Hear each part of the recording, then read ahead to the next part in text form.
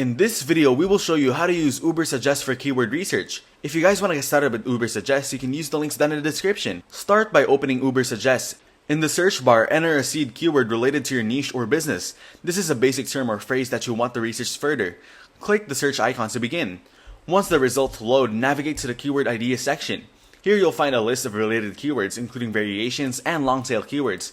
Explore these ideas to discover new opportunities and expand your keyword list. Review the keyword metrics provided, such as search volume, CPC or cost per click, and seasonal trends. These insights help you understand how often people search for these keywords and how competitive they are. Look at the competition score for each keyword. This metric indicates how difficult it will be to rank for that keyword. Keywords with higher competition might require more effort and resources to rank. Consider the keyword's value based on its search volume and competition. A high-value keyword balances decent search volume with manageable competition, making it a strong candidate for your content strategy. Choose the keywords that best fit your content goals and audience. Prioritize keywords with good search volume and manageable competition that aligns with your business objectives. Incorporate these target keywords into your content and SEO strategy. So that's how to use Ubersuggest for keyword research. Make sure to use the links down in the description to get started with Ubersuggest.